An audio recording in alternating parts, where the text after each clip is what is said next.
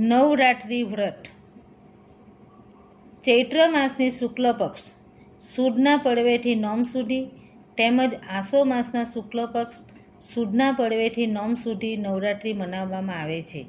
આમ વર્ષમાં 2 વખત નવરાત્રિ મનાવવામાં આવે છે. આમાં નવગૌરી નવદુર્ગાનું પૂજન અર્ચન, ઘટસ્થાપન, વ્રત, ગરબા આદિ દ્વારા ઉત્સવ ઉજવવામાં આવે છે. નવદુર્ગાના 9 સ્વરૂપો છે. પ્રથમ સ્વરૂપ શૈલપુત્રીનું છે. તેનું પૂજન અર્ચન પ્રથમ દિવસે થાય છે. બીજા દિવસે બીજું સ્વરૂપ બ્રહ્મચારિણીનું છે. ત્રીજા દિવસે ત્રીજું સ્વરૂપ ચંદ્રઘંટાનું છે.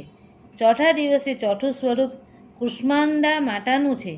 પાંચમા દિવસે પાંચમું સ્વરૂપ સ્કંદ માતાનું છે. છઠ્ઠા દિવસે છઠ્ઠું સ્વરૂપ કાત્યાયનીનું છે.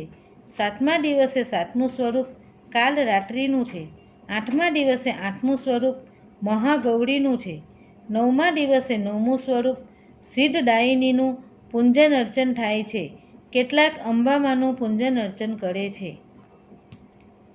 આ વ્રત કરનાર નવદુર્ગા જગદંબા, અંબાજી અથવા પોતાની કુળદેવીની સ્થાપના કરે છે.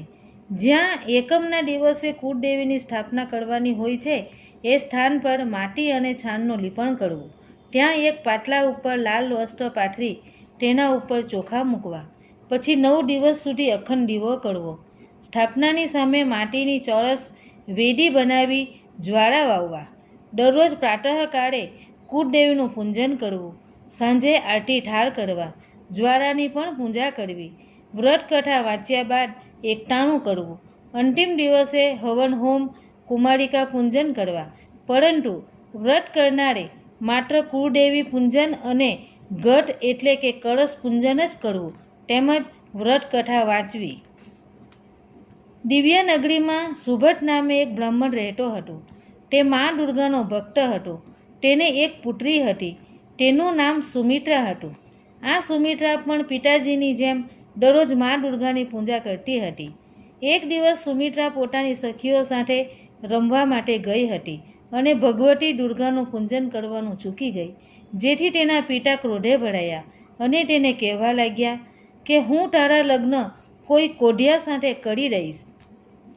પિતાજીના આવા વચન સાંભળી સુમિત્રાને ઘણું દુઃખ થયું. તે બોલી, હે પિતાજી, હું આપની કન્યા છું અને આપને આધીન છું. તમારી ઈચ્છા હોય ત્યાં મારો વિવાહ કરી શકો છો. મારા ભાગ્યમાં જેમ લખાયું હશે તેમ થશે. પુત્રીના આવા વચન સાંભળી પિતા ખૂબ જ ક્રોધે ભરાયા અને તેણે એ કન્યાના લગ્ન એક નિર્ધન કોઢિયા સાથે કરી દીધા અને પછી તેને રવાના કરી દીધી. લગ્ન થયા બાદ સુમિત્રા પોતાના પતિ સાથે વનમાં ચાલી ગઈ.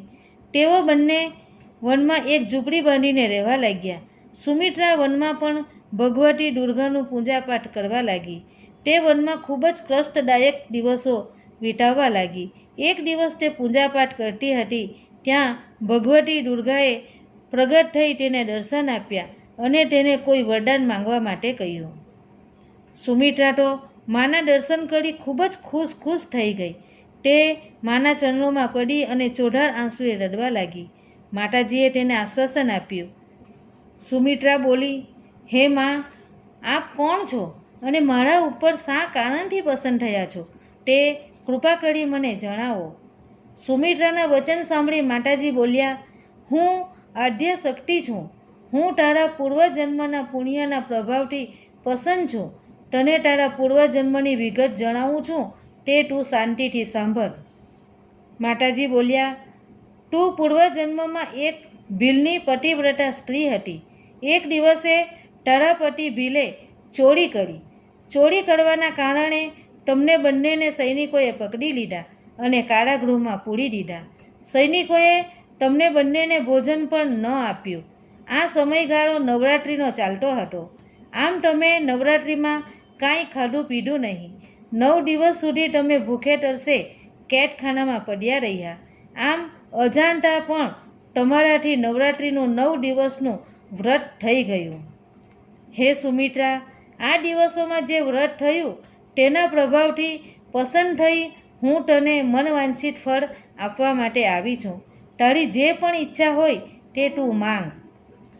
માતાજીના વચન સાંભળી સુમિત્રા બોલી કે હે માં, જો આપ મારા ઉપર પસંદ થયા હોય તો કૃપા કરીને મારા પતિનો ક્રોધ દૂર કરો. આ સાંભળી માતાજી બોલ્યા કે એ દિવસોમાં તે અજાણતા પણ જે વ્રત કર્યું હતું તે વ્રતના પ્રભાવથી તારા પતિનો ક્રોધ જરૂર દૂર થશે. આમ કહી માતાજીએ તરત જ તેના પતિ ઉપર અંજલિ છાંટી કે તેનો પતિ ક્રોધથી મુક્ત થઈ ગયો અને તેનું શરીર ખૂબ જ સુંદર બની ગયું. આ જોઈ સુમિત્રા તો રાજી રાજી થઈ ગઈ અને બોલી કે હે માં, આજે તમે મારું દુઃખ દૂર કરી મને આનંદિત કરી દીધી. પણ આ દુનિયામાં મારા જેવા ઘણા જીવો દુઃખ અને કષ્ટથી પીડાયેલા હોય છે. તેઓ પણ દુઃખ અને કષ્ટથી રાહત પામે એવો કોઈ ઉપાય જણાવો.